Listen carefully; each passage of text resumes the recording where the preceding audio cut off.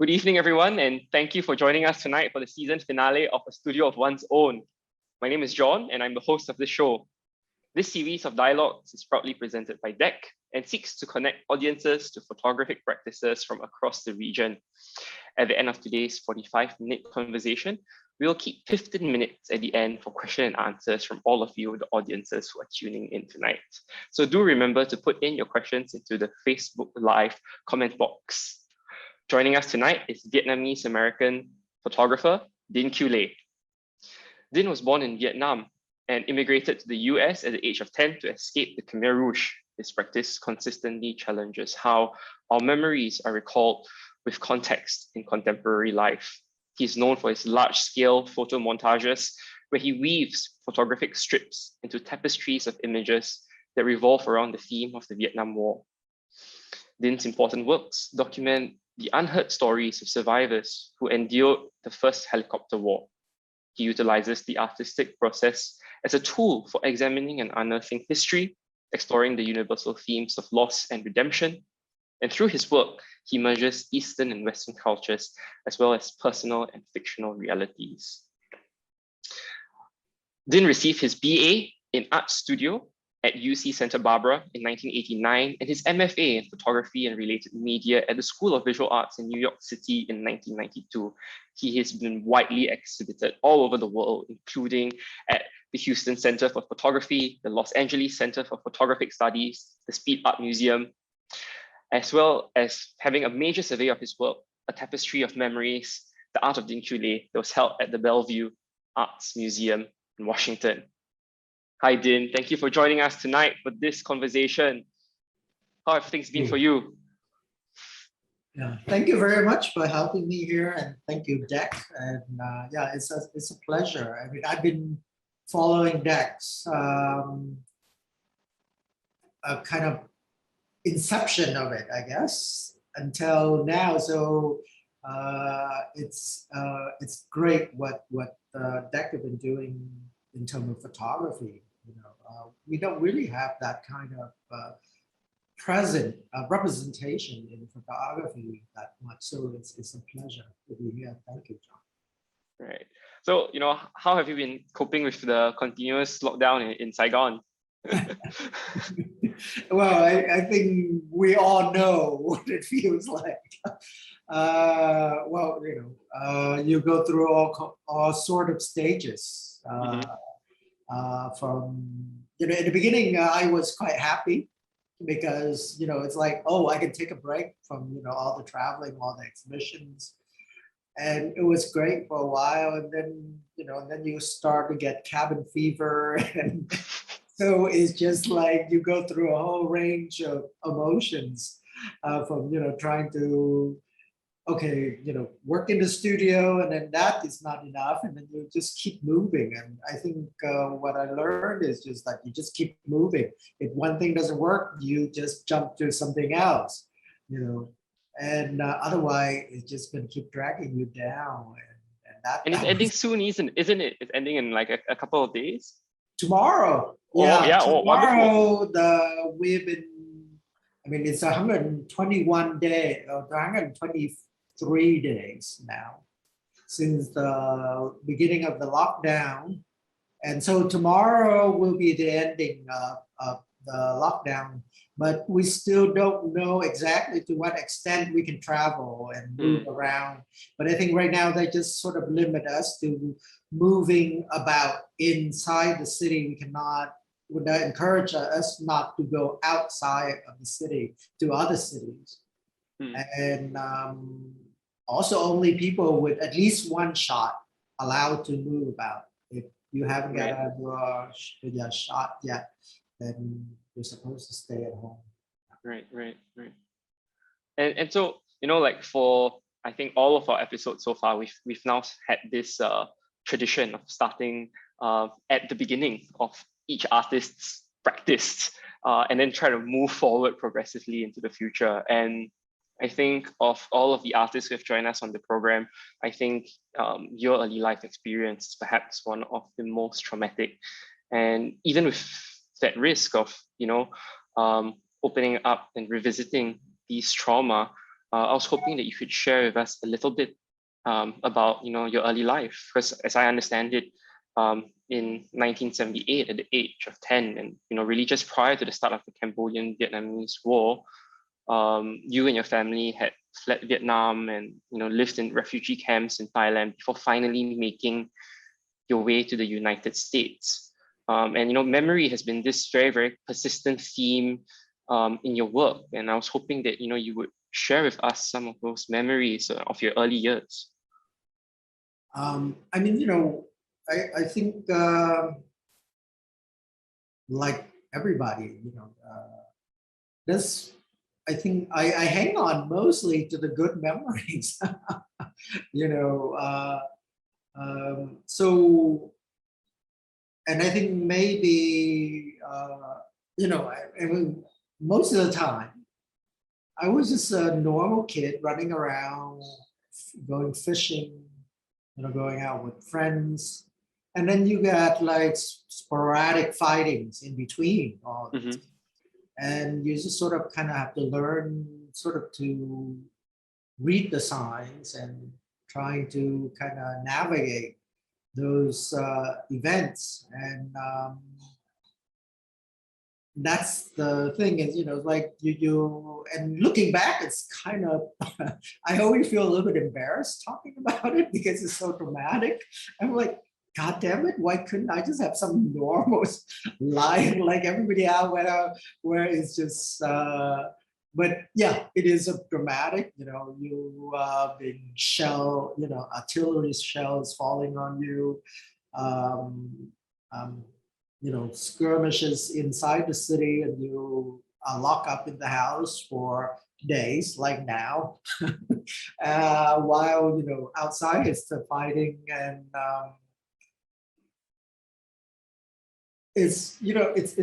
but some of them are really kind of fascinating, kind of looking back at like the fact I know that like when artillery shell is moving in the air, you can hear it whistle, and then you can like count how far it is. Like the way when it's traveling, you can count 1, 2, 3, and the longer it is, that means the farther the artillery gun is. And then the shorter it is, that they have moved the artillery gun closer to the city. Oh, that's terrifying. I can't believe that you're laughing as you recount this. It just really, I mean, I think you're a kid, so you sort of kind of adapt to it. I mean, I was a kid, and things like I remember, like my dad would drive me to, watching the American bombing this mountain where the communists were hiding. And, we're like maybe a kilometer away from it. And so, and people just like from the city come out, and we're like parking along this, rice field, and we're just like watching American jet fire, coming in and just drop their bombs. And then, it was like theater in a way. And so I think I somewhat chose to remember those kind of memories because they are maybe that easier to deal with. And then maybe memories that are a little bit more difficult, that's where my artwork kind of handles comes in. Yeah. So. Right. And you, I would say your starting point, in photography was actually quite early on. It's something like 10 years after you arrived in the US. And what was the appeal of photography to you, and why did you decide to pursue this particular medium, as a way of telling your stories? Well, first I was so enamored with the medium because it's magical. Yeah. It was like you're like you're an alchemist, in the dark room turning silver into gold. It's really amazing to see, to be in the dark room and to see this process taking place, and that you're doing. But then but I also was kind of interested in the medium because it's relatively new, compared to painting or sculptures. Mhm. Those things go back, thousands of years. And so I think I like the fact that it's relatively new. So that means it doesn't come with a lot of baggage. Mhm. Well, little did I know at that time, I thought it was come very with little baggage, but and then later on you learn, how problematic this medium is because it's supposed to be, it's supposed to be a true medium. It's supposed to capture exactly what it is, but of course we know it's not. We Mhm. know how malleable this medium is. Yeah. But that's what even more interesting for me was just like oh, this medium is not what it appeared to be. Mhm.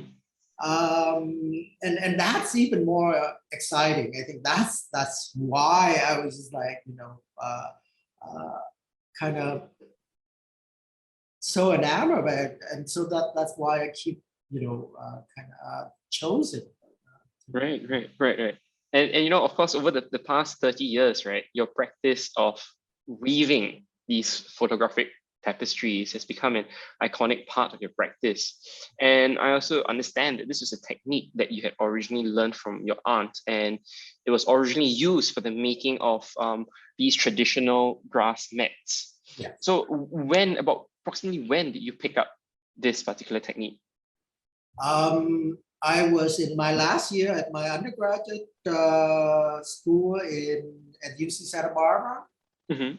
and I was, first of all, UC Santa Barbara at that time was the whitest school of the whole California university system. Mhm. You have surfers, you have, Hollywood kids. That was sort of the makeup of the UC Santa Barbara. And, here I am, an Asian and Vietnamese in this really white school, and basically learning about Western history and Western philosophy, everything. And I think I've started to question, where is me? Where is my history in this? Mhm. Because I'm learning somebody else, history. And so I think that really become very raised the question for me. Mm. And so I want to talk about how I want to weave, I want to integrate Mhm. my something of mine into all of this. Yep. And I think that word weaving, interweaving of cultures and identities, that word keep coming back. Yep. And I was like, hey, I can actually literally do it. Mhm. And because of my background as a kid when I learned to do this grass mat weaving techniques. Right. But also, I was also trying out, things like double exposures and things like that. But Mhm. I was never happy with the double exposures because it's so seamless. Yep. There's no, uh, contradiction, or not maybe not contradiction, but with the weaving, you can, I want it's allow people to still to see the layers. Yep. And that was interesting to me. And with the weaving, something, you can see, basically it's two images are woven together. So half of the image is hidden. Yep.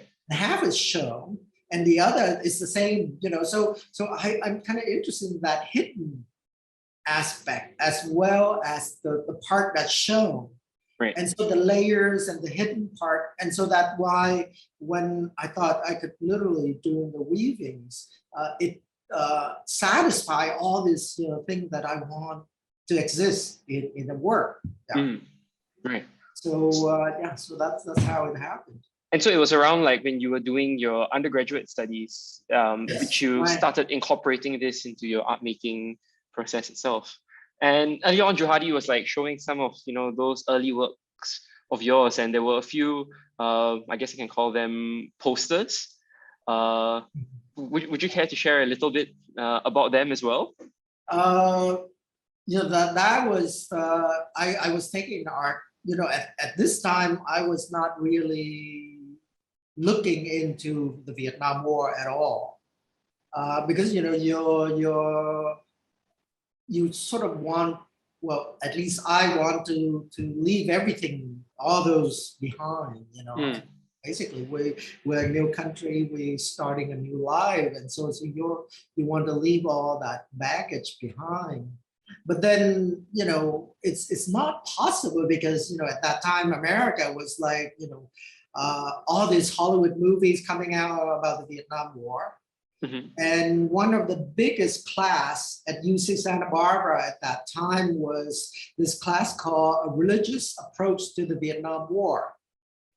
And it's an extremely popular class. It's in a lecture hall of 500 students. Mm-hmm. And its host, the professor is Walter Capps, and he basically invited American vets, American soldiers who fought in Vietnam, to come every week and talk about the Vietnam War, their experience. Yeah. And the class would be crying. The whole class would be crying. And I'm sitting there, I'm like, where are the Vietnamese? Where are the Vietnamese story? Where are the, it's called the Vietnam War after all. Yeah. And I think I was, and this class is huge. One of the 60 Minutes, I don't know if you know that program, it's an American news program, yeah. weekly program. It's extremely popular. And 60 Minutes did a segment about this class 3 times. Wow. Yeah, so anyway, so I was upset, and I went and to the professor's studio, office hour, and I'm like, where are the Vietnamese? I mean, our story important in this, a narrative as well. And so he was a little bit embarrassed, and he said, I tried, but I couldn't find anybody who's willing to talk about any Vietnamese who are willing to talk. And well, apparently he wasn't trying very hard, because there's like 1 million Vietnamese refugees living in Vietnam. I mean, in America, right?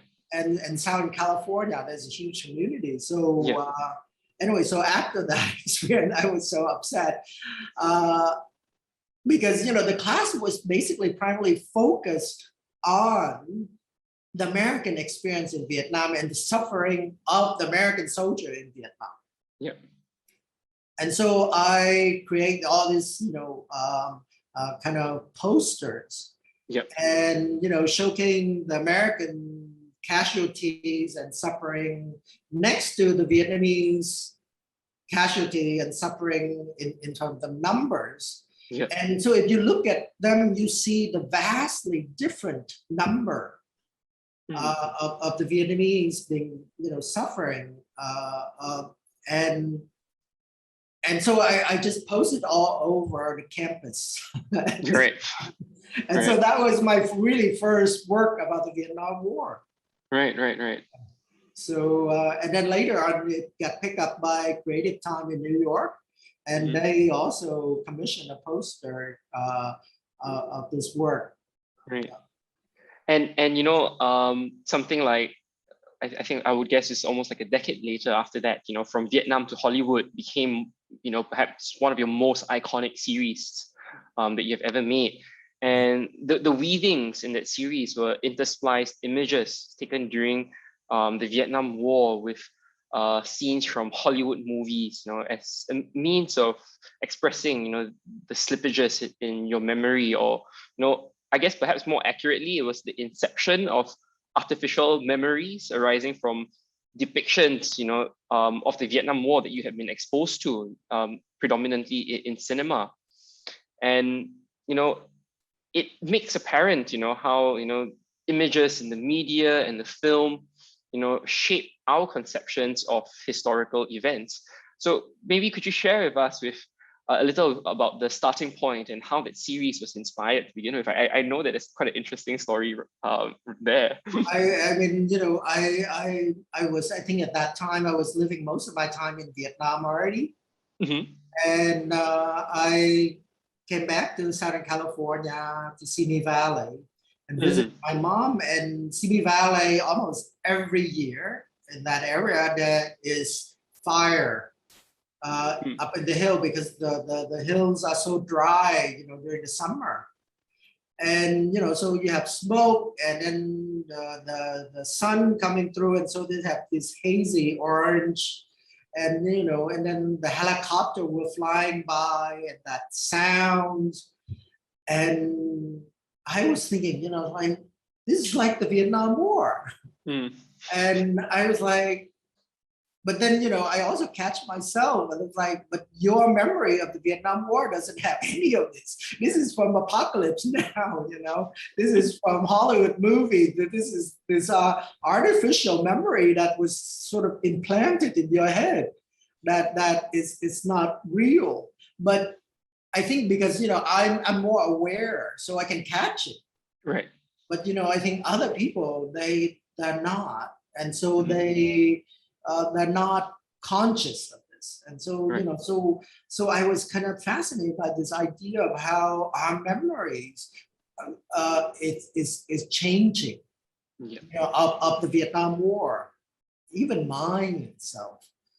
So I'm starting to examine, between my personal memory, when I was a child and experienced all this fighting, to when I was in college, I was doing research and looking at all this documentary photo of the Vietnam War, and looking at documentary films about the Vietnam War, and then to Hollywood, construction of the Vietnam War, and I was kind of thinking how all these three set of memories are merging. Yeah. They're merging, and they create this tapestry. They're woven together into a kind of new memory that exists somewhere between facts and fiction, between, and if we are not mindful, we just accept it as it is. Right. I think that's how this from Vietnam to Hollywood series started. Right. And this Hollywoodification, of trauma and history, it's something that still, persists to this very day. Wars and these stories of trauma from everywhere around the world, like, are still being molded into Hollywood films in the fashion that is very, very similar to Apocalypse Now. And so what is your personal take on this Hollywoodification that is happening to world history?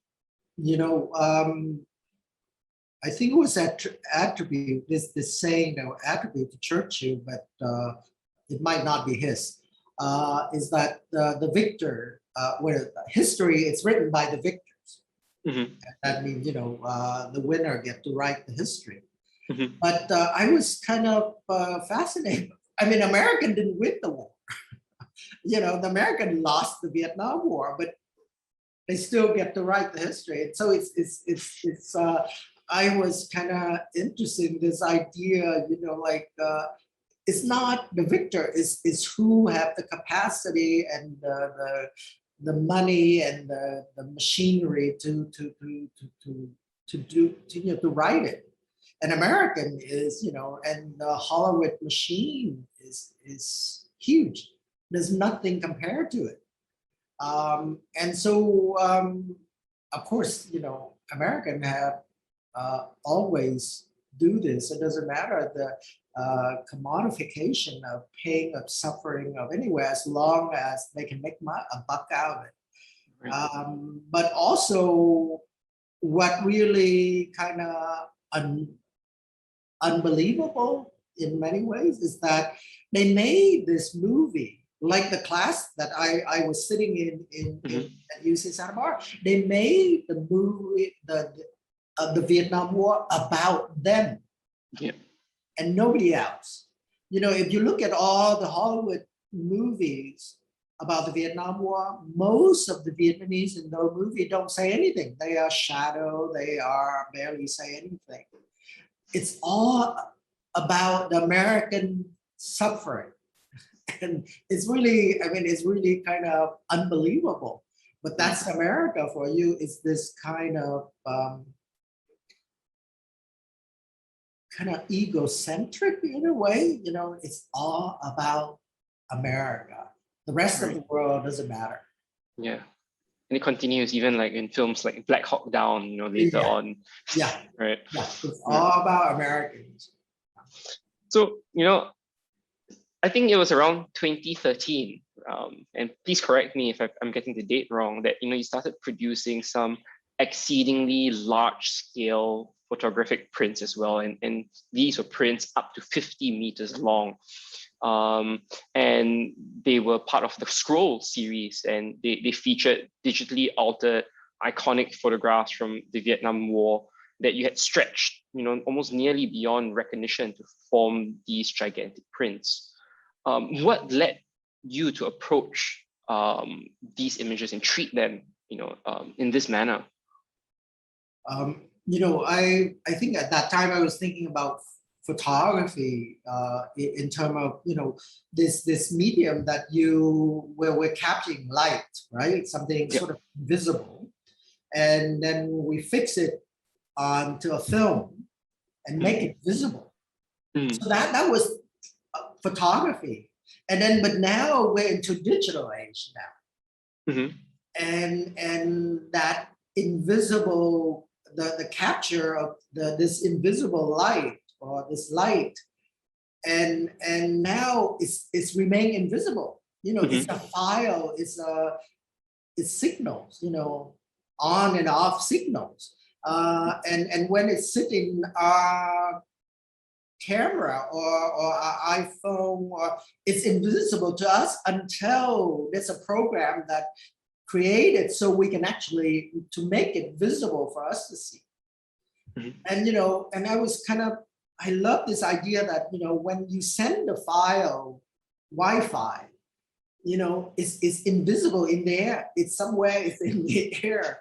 But also as a file, it's this, you know, 0 and 1 code that is as long, you know, it's huge, it's long. You know, if you look at that code, it's like pages and pages of 0 and 1. Yep. And that was also, so I was kind of interesting how, you know, when we fix it onto film, we make it visible, we make it concrete, but now it's going back to become this invisible, and then with digital, digital photography allow us to show, to manipulate the image any way we want it. And so we already know how malleable in terms of meanings a photograph can be. And now physically, it also become like so malleable. You know, you can stretch this image for miles if you want, you know, in any direction. And then you can shrink it back, and it's like Play-Doh. It's like Play-Doh, you know, it's kind of fascinating for me. And so I was kind of interested in this. And then also at that time, the lab I'm using here in Ho Chi Minh City, they, you know, I have a very kind of good relationship with them. So I always sit and talk to them when the print is in the process of coming out and things like that. And they were, you know, telling me that, yeah, you know, we're gonna shut down the analog printing process pretty soon because it's so expensive to maintain it, and chemical, and also Fuji doesn't make them anymore. The machinery. So every time the machine broke down, they have to fly experts from China to come over and fix it. And so, you know, they're gonna basically phase it out and just inkjet, direct inkjet print from that. And that part of me who's loved the medium for its kind of magical, quality. I was like, oh, this is sad. This is really bad. And so I want to do something before all this process disappear completely. And so that, between this idea of how malleable physically photography now become. A digital file is just like you can stretch it any way you want, and then this analog process with the maximum is like the roll of paper is 50 meters long, and so I'm like, okay, let's do something with it before it all disappears. And so, but also, at the same time, it's about this idea of, this image that you stretch it and it becomes completely abstract. Right.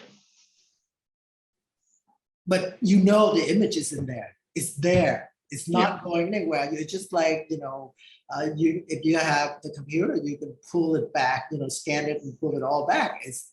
And so this, I'm kind of fascinated with this also idea of between abstraction and the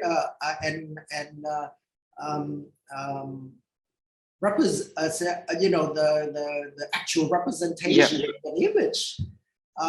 So that was also something that was kind of fascinating. And then another fact is that time, it's this one little second that this image capture, right?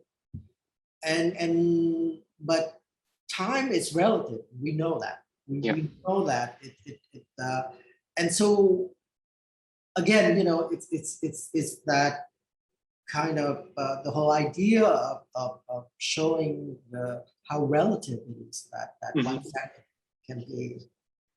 And I think what's also like fascinating, at least for me personally, is like once you have like a point of reference and you have an idea of like what that original image was, like you almost don't even need that computer sometimes anymore, because like when I see them, I'm like, wow, I'm trying to figure out like, okay, which stretch portion is the original image which I'm seeing, So, I do like that kind of interactivity. That's why also it's about how this seminal images are so ingrained in our brain that we don't need it anymore. We don't need to actually see it anymore. We can recall it on our mind at any moment. And that's also really interesting for me. The other thing that strikes me as very interesting is that, the stretching and elongation of these images is also in some ways kind of like mirroring the qualities of the drooping clocks in Salvador Dali's, the persistence of memory. Definitely, is there. I mean, his work is about time, and how malleable time is again. But again, I was thinking about that, but I think I was more interested in this going back to earlier point, it's like this abstract and representational. With this work, with the scroll, it's actually can coexist at the same time. Because the scroll, if you look at it, it's physically, it's abstract. This image has been so abstracted. Now it's just color and lines. But at the same time, intellectually, we know that if the image is in there, if we just condense it in there. So I think I was kind of fascinated by that idea that abstraction and representation can coexist in the work together. And over the years, your approach to using photographs, has also seemed to gain an increasing amount of structure. The photographic medium in the mode that you have employed, it has really exceeded, that preconceived notion of a two-dimensional medium. And, it's starting to take on these like three-dimensional forms and three-dimensional qualities. And with one of your recent installations, Crossing the Farther Shore, the structures that you had created from archival photographs, intended to allude to the mosquito nets under which people used to sleep under, strike me almost as a memory palace of sorts. Could you share with us a little bit about this particular project as well? I think for me, the photo weaving, for me, have always been three-dimensional. Mm-hmm. Because it's two images woven, it's physical, it's a tapestry, it's an object. And also the way people behave in front of the weaving also is really interesting, because if you come too close, everything broke up into abstract little pixel. And then if you step back, then you see the whole image, the whole work. And you move the side, you see certain things. And so I've always kind of fascinated by how that the weaving, people behave in front of it like a sculpture when they look at a sculpture. Mm-hmm. And so that impulse to kind of to kind of move forward into three-dimensionality is kind of always beckoning me over the years. Even the scroll series, if the way it presented is it's a waterfall, it's coming out of the ceiling and it's cascade down and into a pile on the floor. And so I think, over the years, I've always kind of moving toward that impulse to take the two-dimensional photograph off the wall. And so when with the Farther Shore, I think I've been collecting all this photo for so long. These vernacular photos that when I first moved back to Vietnam, I start collecting them because my family, when we left, we lost everything. So I don't really have any childhood photographs of myself. And so I start collecting them as a way of reminding me what my childhood was like. Because some of them are so similar, a vernacular photograph, the family photograph, the snapshots of everyday lives. And so I collect them, and eventually I sort of adopted them, as a kind of surrogate family photographs. And so, but, I have like boxes and boxes of this. We're talking about over 200 kilos. Oh my! Yeah, which is also because there's another project that I did that we have to ship it to, and so we measure it. It's like 180 something kilos, and that was always kind of interesting how we can measure our memory in kilos as well. That's an interesting kind of idea. But so I have all this photograph, but it had no values to anyone else except me. So I was worried that, when I'm gone, they're going to be thrown away like they were thrown out before. And I was the one who recognized them and bought them. Right. And so how do you protect this thing that I think for me had a lot of meanings? So, one way is to make art, to give it values. So, because I have certain platform. So I can say, okay, these things are valuable through my intervention. Right. And so that was the impulse to start using this material, this vernacular photograph as material for a project, artwork. And also this work, The Farther Shore, is really personal to me. Also at the same time, this project coming out of, following all of this kind of the refugee crisis in Europe Yeah. and in Australia. And I think I felt like they didn't really understand what we went through, the mindset. I mean, they understand what we're trying to do, trying to where to go, but they didn't understand the mindset so well. And so I want to make a work that trying to give the audience a glimpse into the mindset. Yeah. And I think, so this work, is a group of structure that look like mosquito nets that we're so familiar with. And this is based on the experience of me during my childhood in the refugee camp in Thailand. Yeah. At night, everybody go to sleep, but of course, so much, happening, you never are able to sleep that well to begin with. So you're laying in there and you're thinking, you're trying to imagine what the future is like.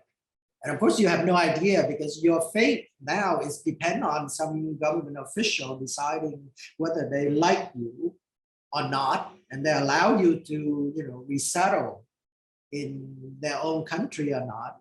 It's like you have no saying in any of it. So you have no idea what's your future is going to be. Yeah. And then, and also you just can't, and so what you have and can hang on to, is your memories. Yeah. Because now you lost everything also, it's like your memory is the only thing that you able to keep. And the memory that you have, and usually the memory that you keep are the happy memories. Yeah.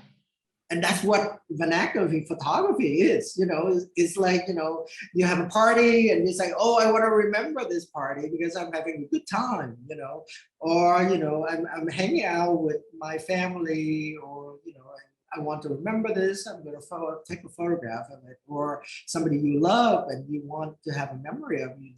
That's what vernacular photography is.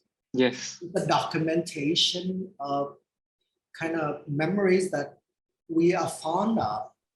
Yeah. And that's what so when I create this work was about laying in at night in this refugee camp and trying to call up these memories, because that's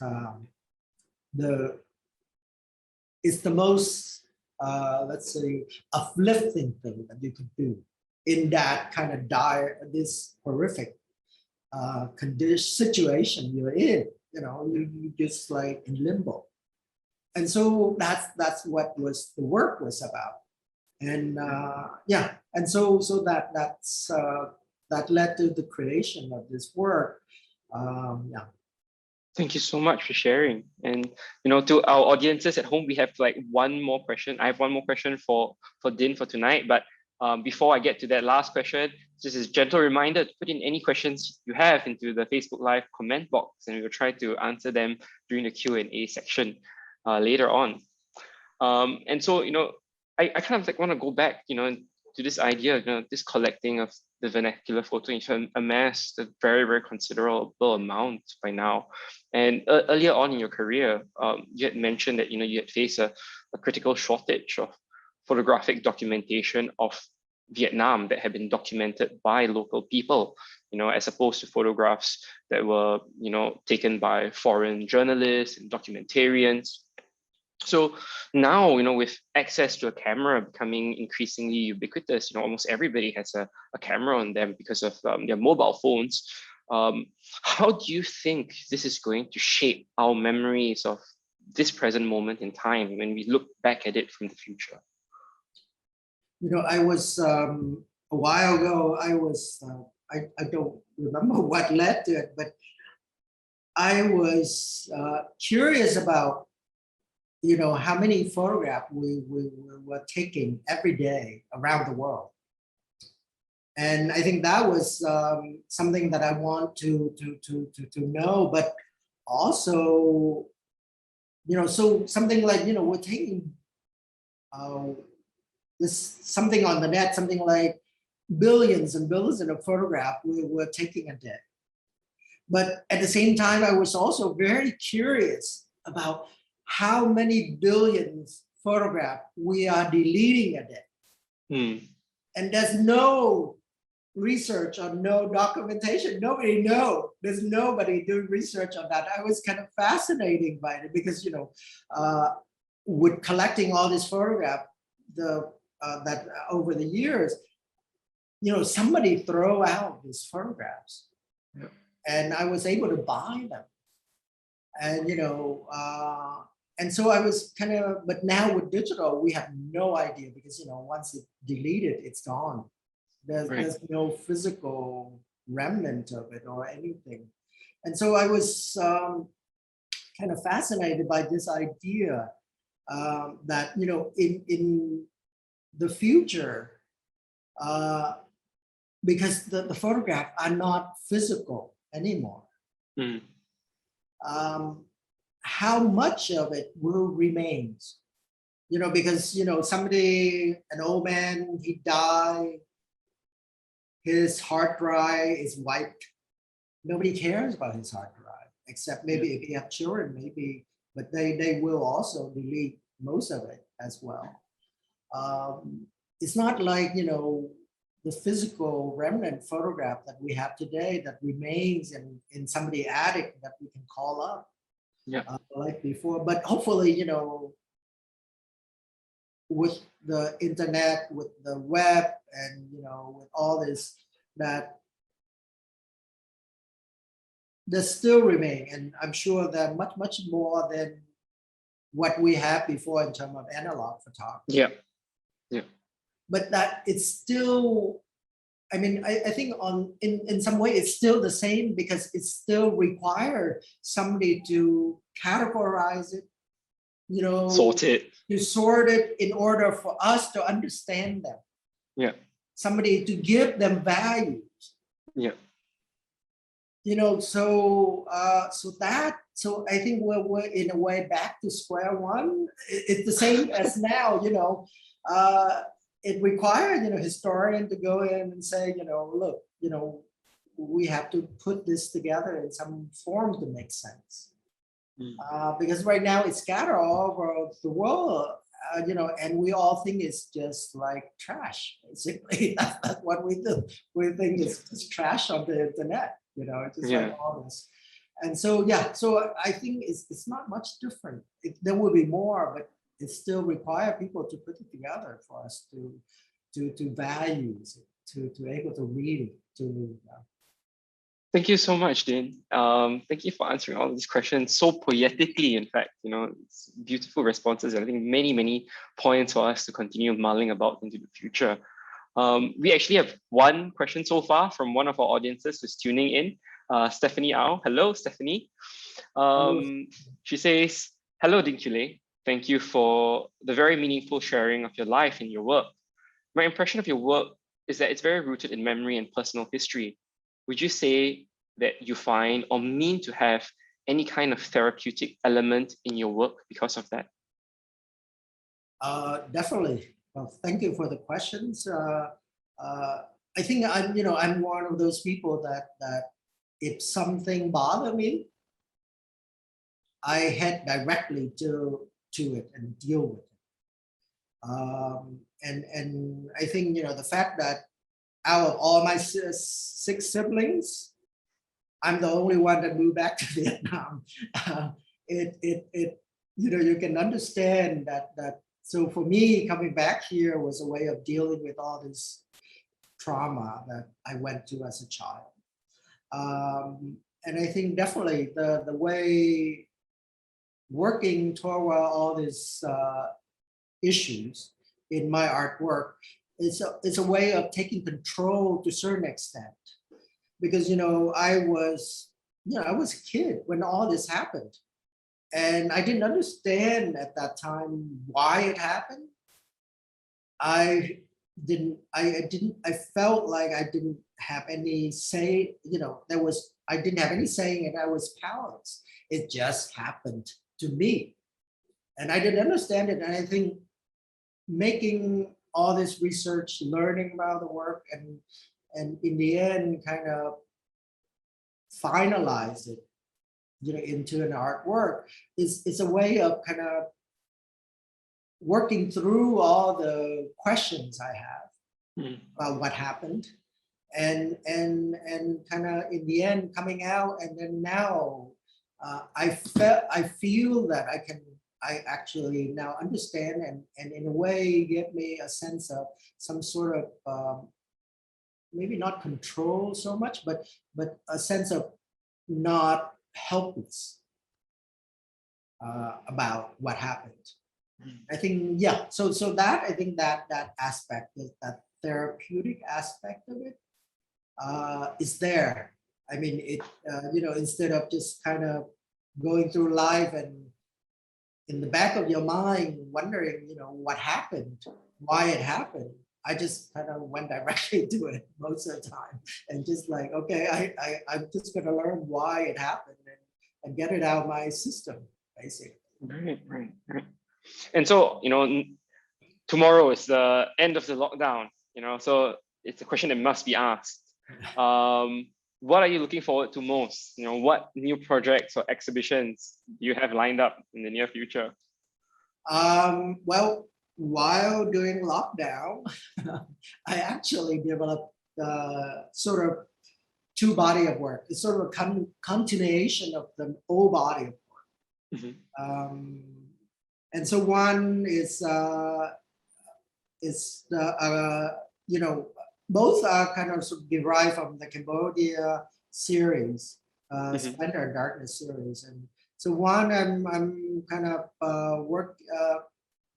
because you couldn't go out, you couldn't photograph, so I have to sort of raid my archive of photos that I've taken over the years, and but also the were ideas that you sort of thought about it and then left behind because other projects were more priority, and you sort of kind of move on.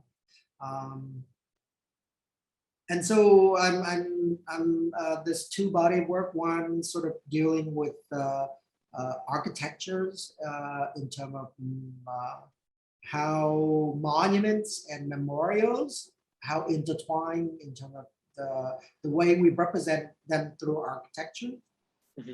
And then another body of work is I was looking at the